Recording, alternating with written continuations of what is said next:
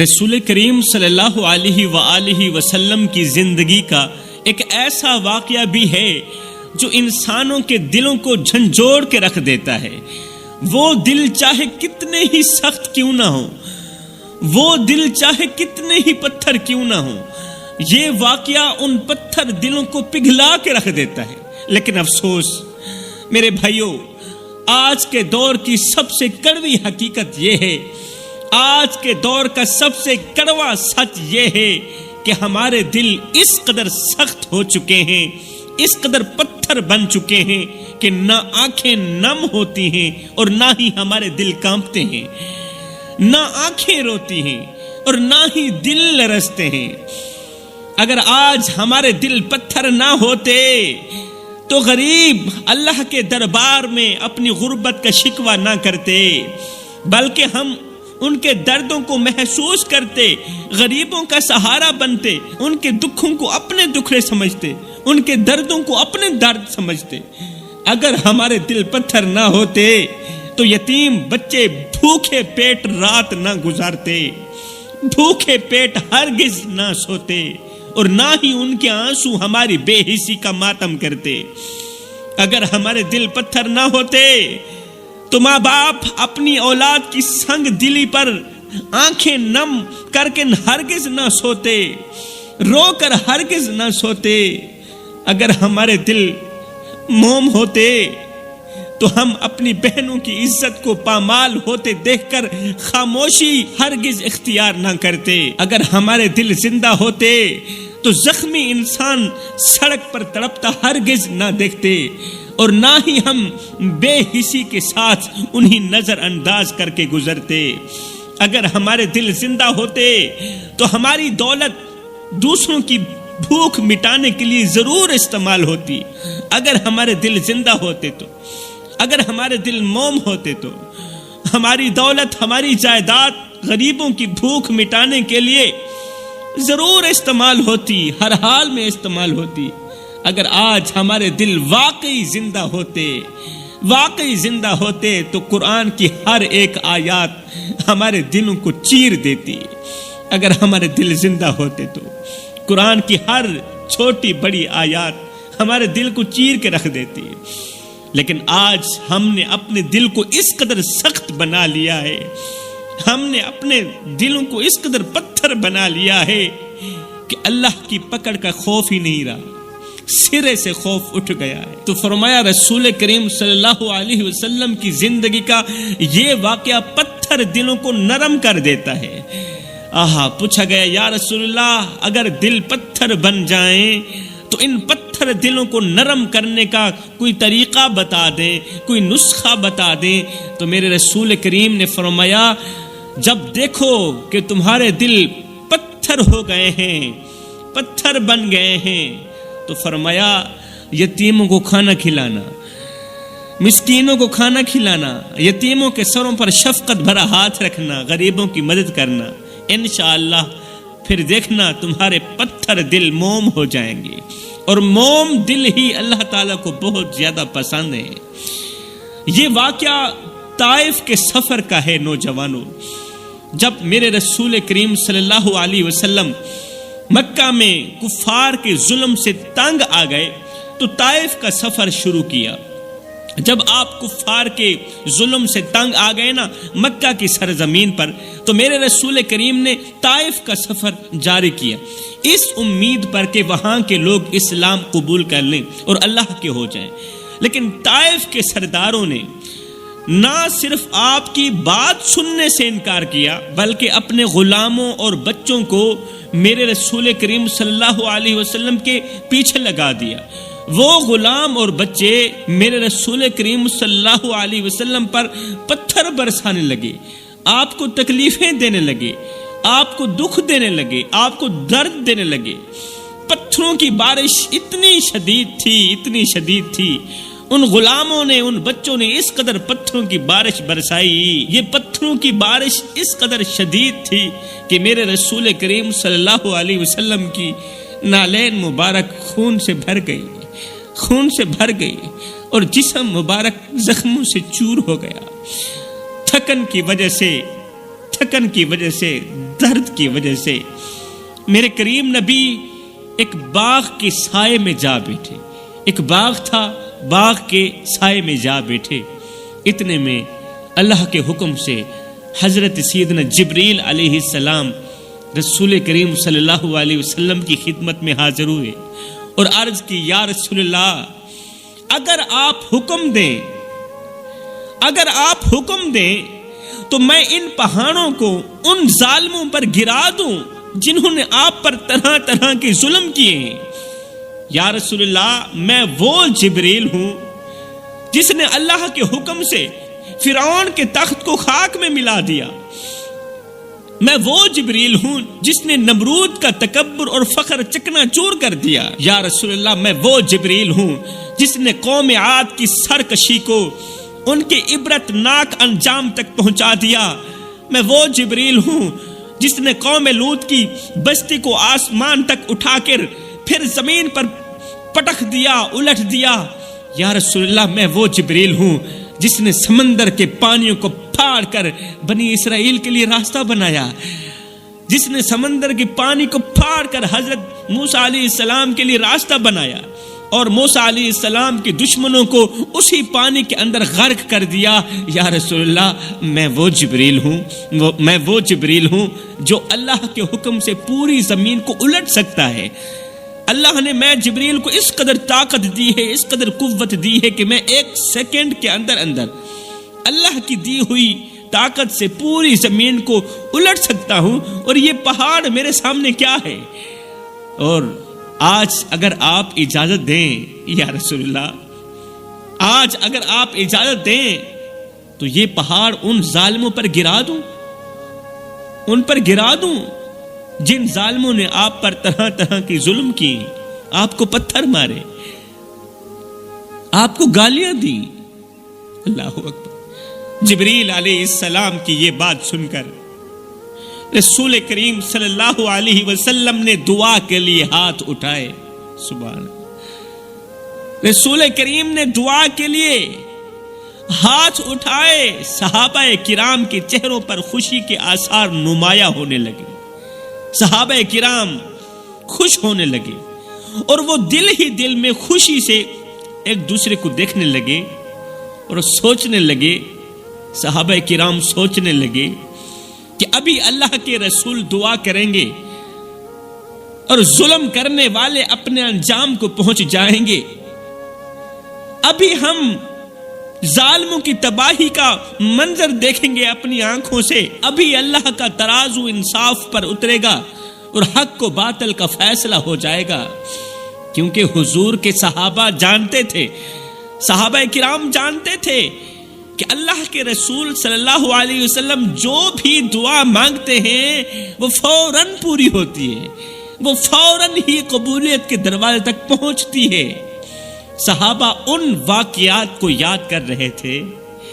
نبی کے صحابہ ان لمحات کو، ان واقعات کو، ان مناظر کو یاد کر رہے تھے کہ رسول کریم صلی اللہ علیہ وسلم نے فلاں جگہ دعا کی تھی تو فوراً بارش برسنے لگی. قحط پڑ گیا تھا، جانور بھوک سے مر رہے تھے. رسول کریم نے فلاں جگہ کھڑے ہو کر دعا مانگی، فوراً بارش برسنے لگی. فلاں موقع پر دشمن کے حق میں بد دعا کی تو اللہ کا عذاب فوراً نازل ہوا اور دشمن صفائے ہستی سے مٹ گیا. فلاں جنگ میں رسول کریم نے مدد کی درخواست کی، دعا مانگی تو آسمان سے فرشتے اترے مدد کے لیے. اب صحابہ اس لمحے کے منتظر تھے کہ جب ظالموں کا نام و نشان مٹنے والا تھا اور حق کا پرچم بلند ہونے والا تھا کہ ابھی اللہ کے رسول دعا کریں گے اور سب ظالم صفائے ہستی سے مٹ جائیں گے، سب ظالم صفائے ہستی سے مٹ جائیں گے. میرے نبی کو دکھ دینے والے، میرے نبی کو درد دینے والے صفائے ہستی سے مٹ جائیں گے، جہنم واصل ہو جائیں گے. ابھی رسول کریم دعا کریں گے. لیکن میری قوم کے نوجوانوں، جیسے ہی رسول کریم صلی اللہ علیہ وسلم کے لبوں سے الفاظ نکلے، جیسے ہی کریم آقا کے لبوں سے الفاظ نکلے، وہ الفاظ سن کر تمام صحابہ حیران رہ گئے. اور خود حضرت جبریل علیہ السلام بھی حیران رہ گئے. تمام صحابہ یہ الفاظ سن کر حیران رہ گئے. اللہ کے نوری فرشتے حیران رہ گئے. وہ کون سا جملہ تھا، وہ کون سے الفاظ تھے؟ بجائے بد دعا کرنے کے میرے رسول کریم نے فرمایا یا اللہ میری قوم کو معاف کر دے. رب ہب لی امتی، اللہ میری امت کو معاف کر دے، انہیں ہدایت دے، کیونکہ یہ نادان ہیں، یہ نادان ہیں، یہ ان پڑھ ہیں، یہ نہیں جانتے کہ ہم کیا کر رہے ہیں. ہائے ہائے، اللہ میری قوم کو معاف کر دے. تو معاف نہیں کرے گا تو کون معاف کرے گا؟ پتھر کھا کر بھی قوم کی مغفرت کے لیے دعا مانگ رہے ہیں.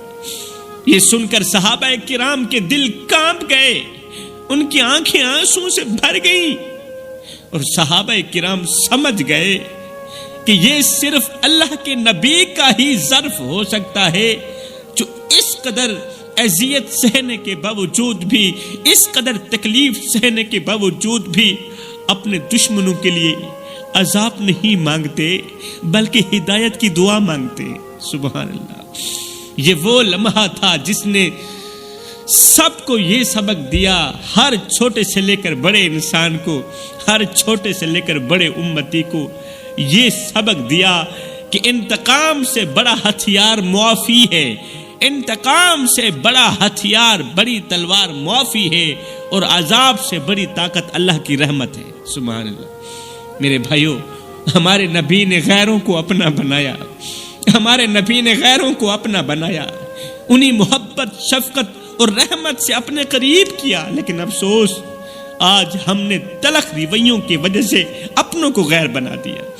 ہمارے نبی نے دشمنوں کے دل محبت سے جیت لیے، دشمنوں کے دل، مخالفین کے دل محبت اور پیار سے، نرمی سے جیت لیے، لیکن ہم نے اپنوں کے دل نفرت اور کدورت سے زخمی کر دیا. ہمارے نبی پتھر دلوں کو موم کر کے انسانیت کا سبق دیتے تھے، پتھر دلوں کو موم کر کے انسانیت کا سبق دیتے تھے، اور ہم نرم دلوں کو اپنے سخت رویوں سے پتھر بنا رہے ہیں، نرم دلوں کو بھی پتھر بنا رہے ہیں.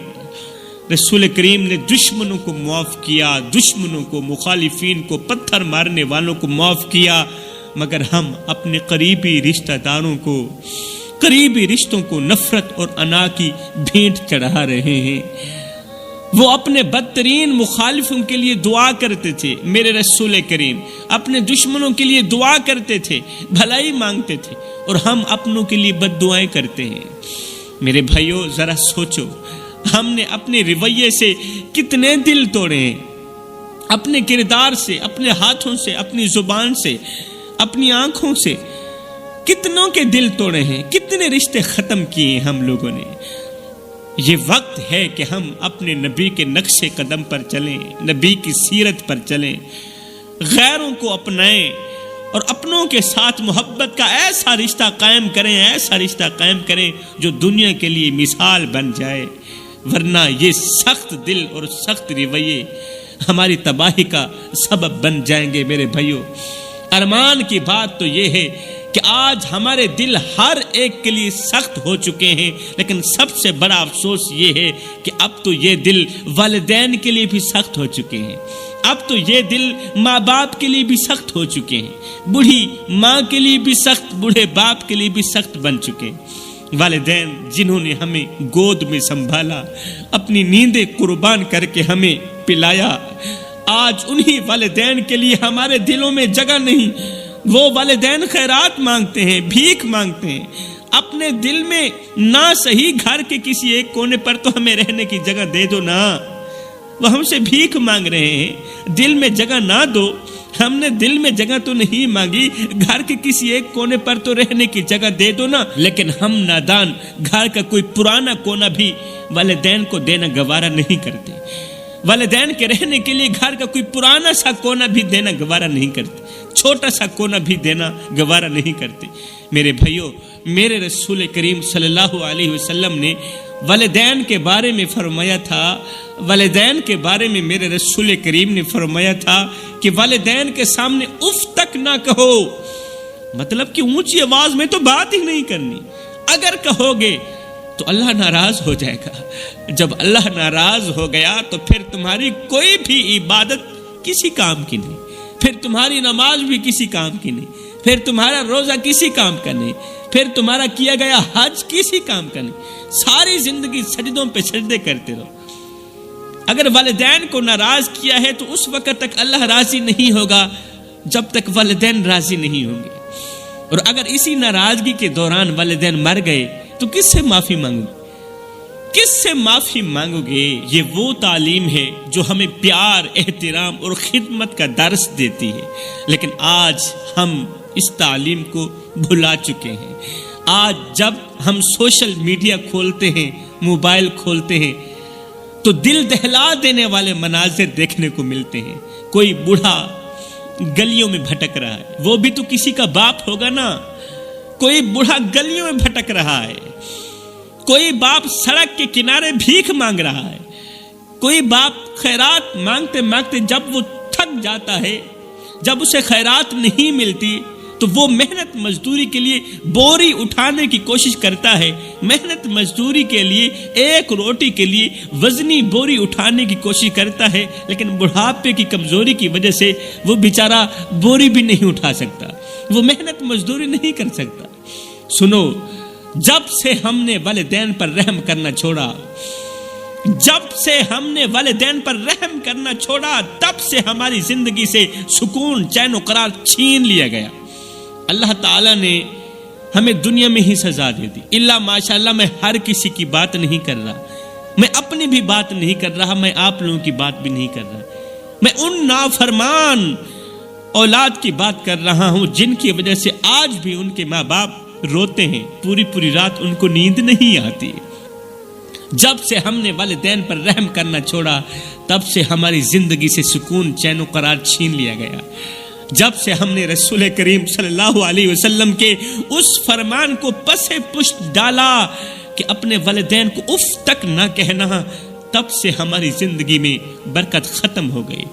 جب سے ہم نے والدین کے سامنے چیخنا اور چلانا شروع کیا، ہائے ہائے، تب سے ہم اپنی ہی پریشانیوں کی دلدل میں پھنستے چلے گئے، اور اس دلدل میں ایسے پھنسے کہ باہر نکلنے کا کوئی راستہ ہی نہ ملا۔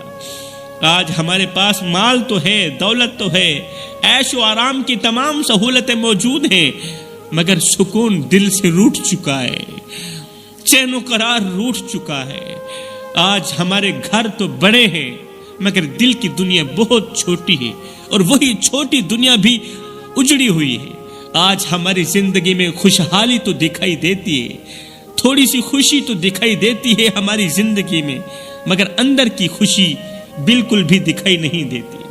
اندر دکھوں کے انبار ہیں، دردوں کے انبار ہیں، ہر ایک انسان پریشان ہی پریشان حال دکھائی دیتا ہے۔ اس وقت کو یاد کرو میرے بھائیو، جب ہم گھر کے اندر قدم رکھتے تھے اور سب سے پہلا جملہ جو ہماری زبان سے نکلتا تھا، جو ہمارے منہ سے نکلتا تھا، وہ یہ تھا کہ امی کہاں ہیں، ابو کہاں ہیں۔ یہ جملہ کتنا سادہ تھا، لیکن اس کے اندر دنیا بھر کا سکون چھپا ہوا ہوتا تھا۔ یہ جملہ سنتے ہی ایسا لگتا تھا کہ دل کا بوجھ ہلکا ہو چکا ہے، ہر پریشانی دور ہو گئی ہے۔ جب امی سامنے آتی تھی، ابو سامنے آتے تھے، تو ان کی مسکراہٹ ہماری تھکن کو مٹا کے رکھ دیتی تھی۔ اللہ اکبر۔ جب ابو سامنے آتے تھے تو ان کی محبت بھری نظروں سے ہمارے دل کو قرار آ جاتا تھا۔